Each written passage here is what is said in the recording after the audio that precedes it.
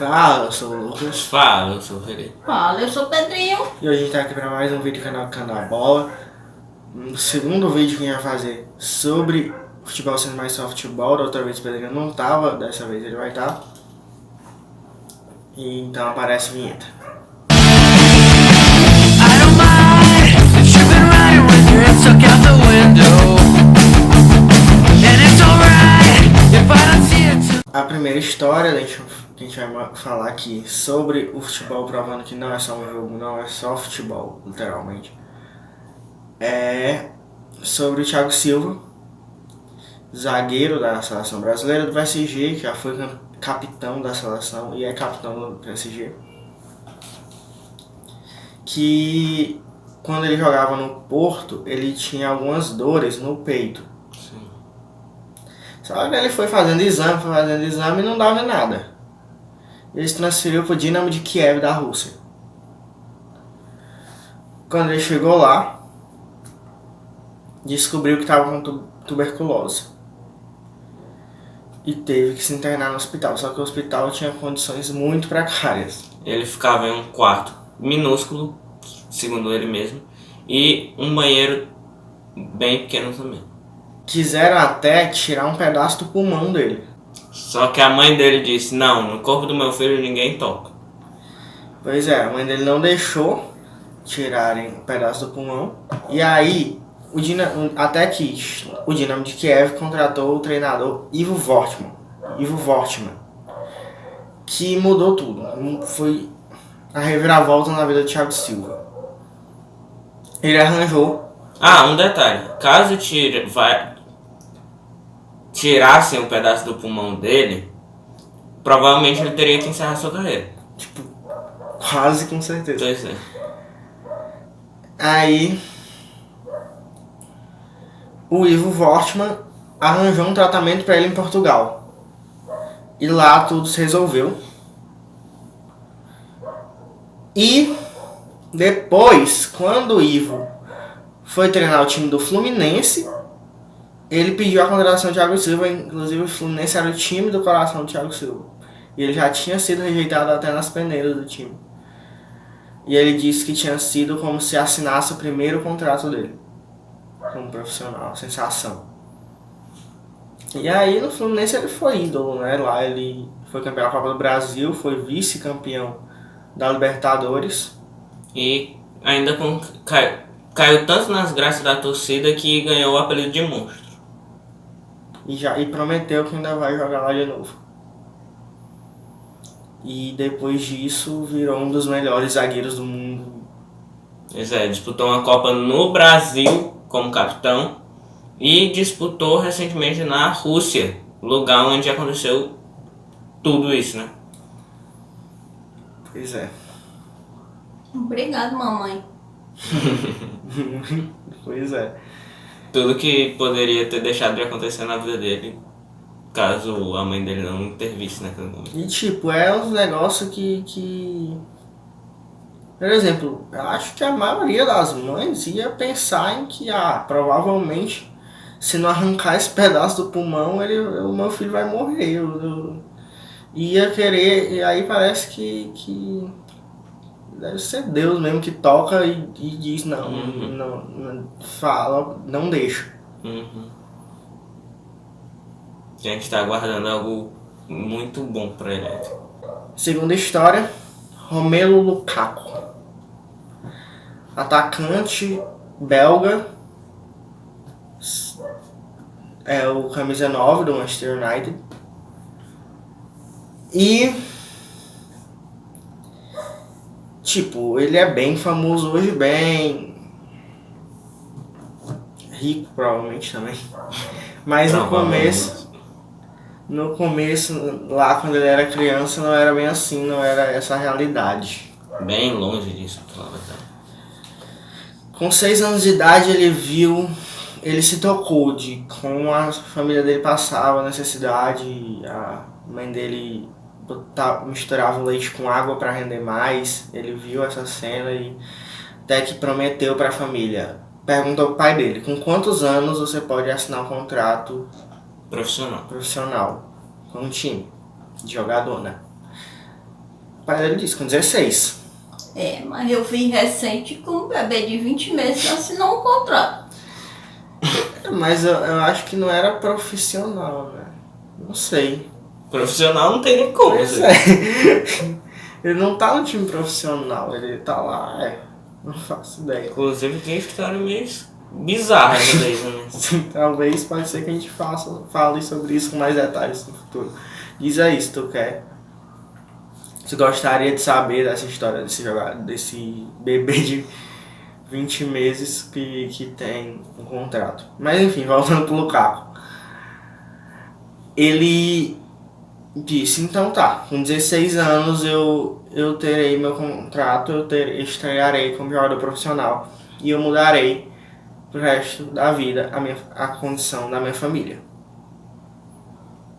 E aos 16 anos, não, aos 15 anos, ele já está próximo de fazer os 16 anos, ele não era escalado na divisão de base do Anderlecht.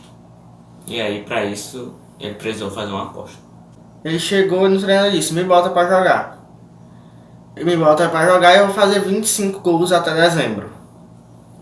E o treinador riu. O treinador não acreditou, achou que era impossível e disse, bora fazer uma aposta.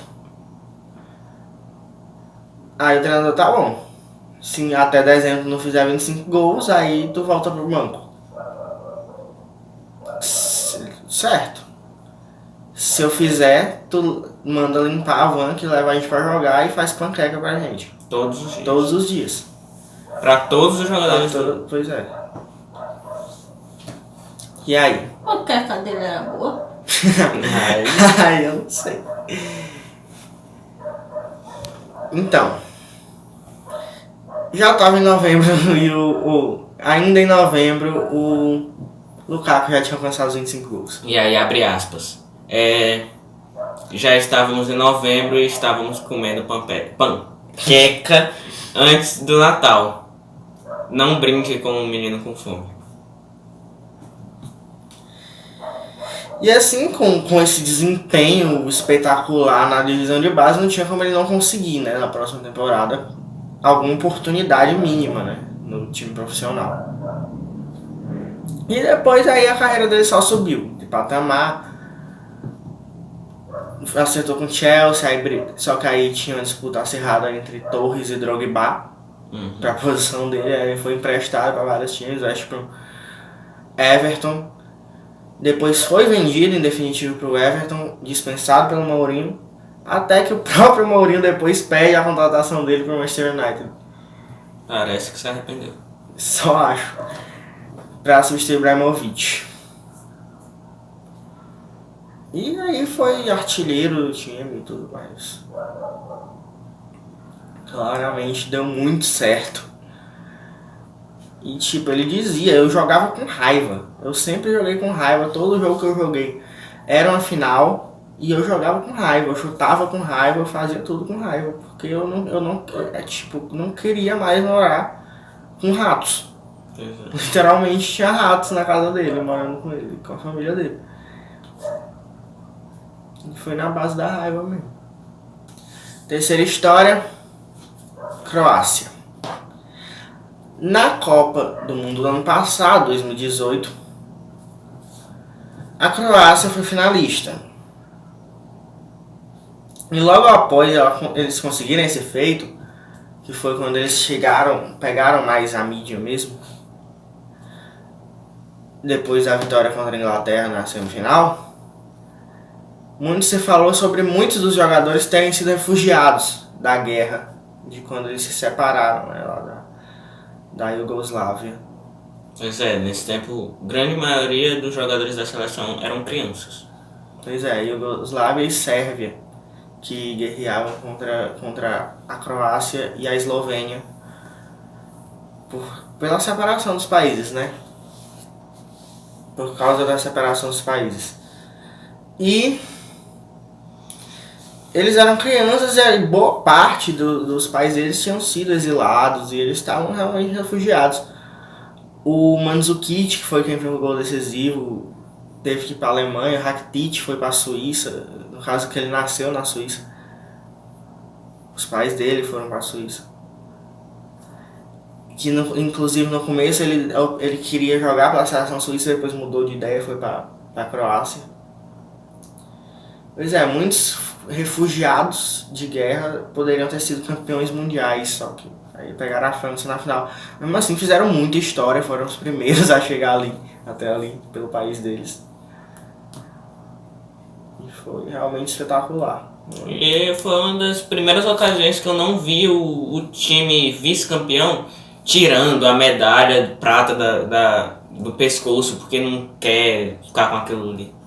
Pois é, não... Porque eles realmente estavam orgulhosos do feito histórico que eles tinham feito. E não tinha como não estar, inclusive eu quando iam entregar as medalhas eu disse, pelo amor de Deus, não tirem. Porque geralmente, sempre eu acho que não faz sentido, não é errado, eu acho erradíssimo tirar. Recentemente até aconteceu com o Tottenham, de que alguns jogadores tiraram e eles estavam fazendo a final da Champions pela primeira vez pelo aquele time. Era histórico também. E tiraram. Pois é, o Mourinho geralmente entrega para algum torcedor na torcida. E aí, quando ele fez isso, eu vi algum narrador questionando, se fosse a de ouro ele ia dar? Não ia isso não. E eles realmente estavam orgulhosos ali, e teve festa quando eles chegaram no país e tudo. Realmente eles fizeram algo histórico que foi reconhecido tanto por eles quanto pela maioria das pessoas. E a última história, Bobby Charlton. Ele fez o gol do título, do único título dos criadores do futebol na Copa do Mundo de Futebol.